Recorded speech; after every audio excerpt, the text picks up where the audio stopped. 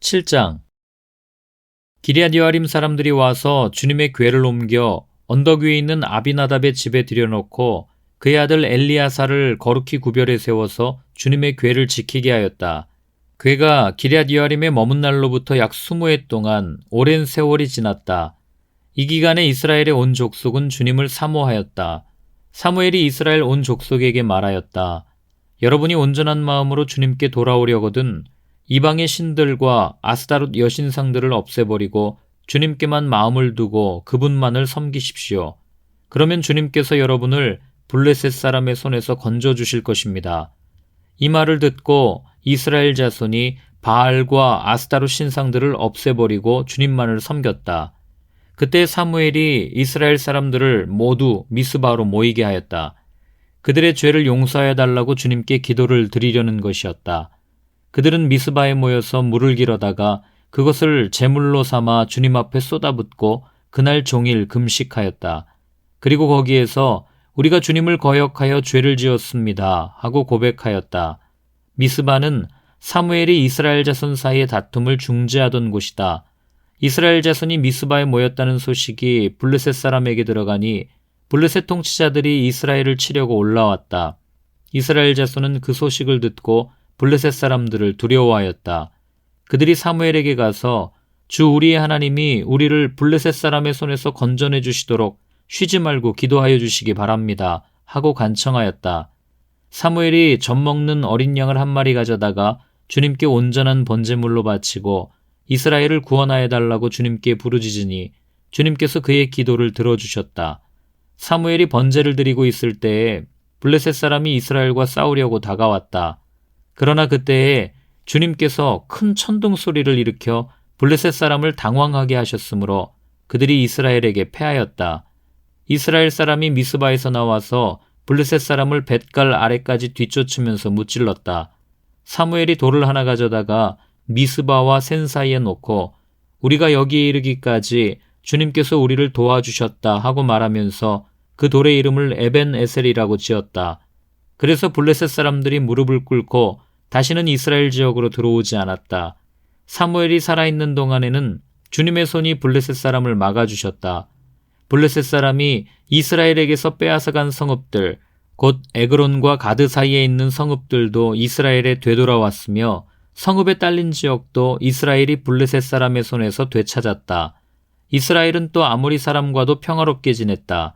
사무엘은 살아있는 동안 이스라엘을 다스렸다. 그는 해마다 베델과 길갈과 미스바 지역을 돌면서 그 모든 곳에서 이스라엘 사람 사이의 분쟁을 중재하였다. 그리고는 자기 집이 있는 라마로 돌아와서 거기에서도 이스라엘의 사사로 활동하였다. 그는 라마에 주님의 제단을 쌓았다. 8장. 사무엘은 르자 자기의 아들들을 이스라엘의 사사로 세웠다. 맏아들의 이름은 요엘이요 둘째 아들의 이름은 아비야다. 그들은 브엘세바에서 사사로 일하였다. 그러나 그 아들들은 아버지의 길을 따라 살지 않고 돈벌이에만 정신이 팔려 뇌물을 받고서 치우치게 재판을 하였다. 그래서 이스라엘의 모든 장로가 모여서 라마로 사무엘을 찾아갔다. 그들이 사무엘에게 말하였다. 보십시오. 어른께서는 늙으셨고 아드님들은 어른께서 걸어오신 그 길을 따라 살지 않습니다. 그러므로 이제 모든 이방 나라들처럼 우리에게 왕을 세워주셔서 왕이 우리를 다스리게 하여 주십시오. 그러나 사무엘은 왕을 세워 다스리게 해달라는 장로들의 말에 마음이 상하여 주님께 기도를 드렸더니 주님께서 사무엘에게 말씀하셨다. 백성이 너에게 한 말을 다 들어주어라. 그들이 너를 버린 것이 아니라 나를 버려서 자기들의 왕이 되지 못하게 한 것이다. 그들은 내가 이집트에서 데리고 올라온 날부터 오늘까지 하는 일마다 그렇게 하여 나를 버리고 다른 신들을 섬기더니 너에게도 그렇게 하고 있다. 그러니 너는 이제 그들의 말을 들어주되 엄히 경고하여 그들을 다스릴 왕의 권한이 어떠한 것인지를 알려주어라. 사무엘은 왕을 세워달라고 요구하는 백성들에게 주님께서 하신 모든 말씀을 그대로 전하였다. 당신들을 다스릴 왕의 권한은 이러합니다. 그는 당신들의 아들들을 데려다가 그의 병거와 말을 다루는 일을 시키고 병거 앞에서 달리게 할 것입니다. 그는 당신들의 아들들을 1000부장과 50부장으로 임명하기도 하고 왕의 밭을 갈게도 하고 곡식을 거두어 드리게도 하고 무기와 병거의 장비도 만들게 할 것입니다. 그는 당신들의 딸들을 데려다가 향유도 만들게 하고 요리도 시키고 빵도 굽게 할 것입니다. 그는 당신들의 밭과 포도원과 올리브 밭에서 가장 좋은 것을 가져다가 왕의 신하들에게 줄 것이며 당신들이 둔 곡식과 포도에서도 열의 하나를 거두어 왕의 관리들과 신하들에게 줄 것입니다. 그는 당신들의 남종들과 여종들과 가장 뛰어난 젊은이들과 나귀들을 끌어다가 왕의 일을 시킬 것입니다. 그는 또 당신들의 양떼 가운데서 열의 하나를 거두어 갈 것이며 마침내 당신들까지 왕의 종이 될 것입니다. 그때야 당신들이 스스로 택한 왕 때문에 울부짖을 터이지만 그때 주님께서는 당신들의 기도에 응답하지 않으실 것입니다. 이렇게 일러주어도 백성은 사무엘의 말을 듣지 않고 말하였다. 그렇지 않습니다. 우리에게도 왕이 있어야 되겠습니다.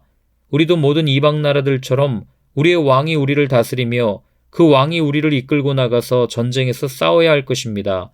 사무엘이 백성의 모든 말을 듣고 나서 주님께서 들으시도록 다 아뢰니 주님께서 사무엘에게 말씀하셨다. 너는 그들의 말을 받아들여서 그들에게 왕을 세워주어라. 그래서 사무엘은 이스라엘 사람들에게 각자 자기의 성읍으로 돌아가라고 일렀다. 9장. 베냐민 지파의 기스라고 하는 유력한 사람이 있었다. 그의 아버지는 아비엘이고 할아버지는 스롤이고 그 윗대는 베고라시고 그 윗대는 아비야인데 베냐민 사람이다. 그에게는 사울이라고 하는 아들이 있었는데 잘생긴 젊은이였다. 이스라엘 사람들 가운데 그보다 더 잘생긴 사람이 없었고 키도 보통 사람들보다 어깨 위만큼은 더 컸다. 그런데 사울의 아버지 기스는 자기가 기르던 암나귀들 가운데서 몇 마리를 잃고서 자기 아들 사울에게 종을 하나 데리고 가서 암나귀들을 찾아보라고 말하였다. 사울은 종을 데리고 에브라임 산간 지역과 살리사 지방으로 두루 다녀보았으나 찾지 못하였다. 사알림 지방까지 가서 두루 다녀보았으나 거기에도 없었다. 베냐민 지방도 다녀보았으나 거기에서도 찾지 못하였다. 그들이 숲지방으로 들어섰을 때에 사울이 자기가 데리고 다니던 종에게 말하였다. 그만 돌아가자. 아버지께서 암나귀들보다 오히려 우리 걱정을 하시겠다. 그러자 그 종이 그에게 말하였다. 보십시오. 이 성읍에는 하나님의 사람이 한 분 계시는데 존경받는 분이십니다. 그가 말하는 것은 모두 틀림없이 이루어진다고 합니다. 그러니 이제 그리로 가보시는 것이 어떨는지요. 혹시 그가 우리에게 우리가 가야 할 길을 알려줄지도 모릅니다. 사울이 종에게 말하였다. 그래, 한번 가보자. 그런데 우리가 그분에게 무엇을 좀 가지고 가야겠는데 우리 주머니에는 빵 하나도 남아있지 않으니 하나님의 사람에게 드릴 예물이 없구나. 우리에게 뭐 남아있는 것이 좀 있느냐? 종이 다시 사울에게 대답하였다. 아, 나에게 은전 한 푼이 있습니다. 이것을 하나님의 사람에게 드리고 우리가 갈 길을 가르쳐달라고 하겠습니다. 옛적에 이스라엘에서 사람들이 하나님께 물으려고 할 때에는 선견자에게 가자고 말하였다. 오늘날 우리가 예언자라고 하는 이들을 옛적에는 선견자라고 불렀다. 사울이 종에게 말하였다. 좋은 생각이다. 어서 가자. 그리하여 그들은 하나님의 사람이 있는 성읍으로 갔다.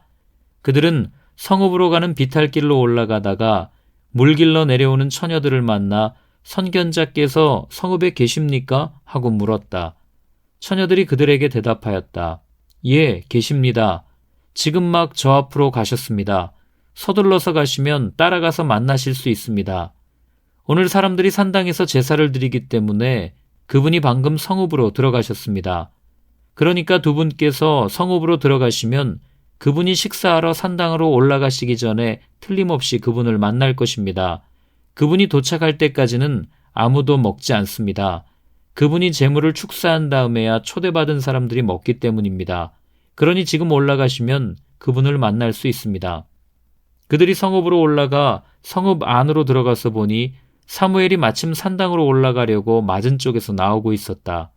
사울이 오기 하루 전에 주님께서 사무엘에게 알리셨다. 내일 이맘때에 내가 베냐민 땅에서 온 한 사람을 너에게 보낼 것이니 너는 그에게 기름을 부어 나의 백성 이스라엘의 영도자로 세워라. 그가 나의 백성을 블레셋 사람의 손에서 구해낼 것이다. 나의 백성이 겪는 고난을 내가 보았고 나의 백성이 살려달라고 울부짖는 소리를 내가 들었다. 사무엘이 사울을 보았을 때에 주님께서 그에게 말씀하셨다. 이 젊은이가 내가 너에게 말한 바로 그 사람이다. 이 사람이 나의 백성을 다스릴 것이다. 사울이 성문 안에 있는 사무엘에게 다가가서 말하였다. 선견자의 집이 어디에 있는지 알려주십시오. 사무엘이 사울에게 대답하였다. 바로 내가 그 선견자요. 앞장서서 산당으로 올라가시지요. 두 분은 오늘 나와 함께 저녁을 듭시다. 물어보시려는 것은 내일 아침에 다 말씀드리겠습니다. 그리고 나서 두 분을 보내드리겠습니다. 사흘 전에 잃어버린 암나귀들은 이미 찾았으니 그것은 걱정하지 마십시오. 지금 온 이스라엘 사람들의 기대가 누구에게 걸려 있는지 아십니까? 바로 그대와 그대 아버지의 온 집안입니다. 사울이 대답하였다. 저는 이스라엘 지파들 가운데서도 가장 작은 베냐민 지파 사람이 아닙니까? 그리고 저희 가족은 베냐민 지파의 모든 가족 가운데서도 가장 보잘것없는데 어찌 저에게 그런 말씀을 하십니까? 사무엘은 사울과 그의 종을 데리고 방으로 들어가서 초대받은 사람들의 윗자리에 앉혔다. 거기에 모인 사람들은 30명쯤 되었다. 사무엘이 요리사에게 일렀다. 내가 자네에게 잘 간수하라고 부탁하며 맡겨두었던 부분을 가져오게. 요리사가 넓적다리와 거기에 붙어있는 것을 가져다가 사울 앞에 놓으니 사무엘이 말하였다. 보십시오. 준비해 두었던 것입니다. 앞에 놓고 드십시오. 내가 사람들을 초청할 때부터 지금 이렇게 드리려고 보관해 두었던 것입니다. 그래서 그날 사울은 사무엘과 함께 먹었다. 그들은 산당에서 내려와 성읍으로 들어갔다. 침실이 지붕에 준비되어 있었으므로 사무엘과 사울은 거기에서 누워서 잤다. 다음날 동틀 무렵에 사무엘이 지붕에서 사울을 깨웠다. 일어나십시오. 발에다 드리겠습니다. 사울이 일어나니 사무엘은 사울과 함께 바깥으로 나갔다. 성읍 끝에 이르렀을 때에 사무엘이 사울에게 저 종을 앞에 먼저 보내십시오 하고 말하였다. 그 종이 한참 앞서서 가니 사무엘이 다시 사울에게 내가 하나님의 말씀을 들려드리겠으니 잠깐 서 계십시오 하고 말하였다.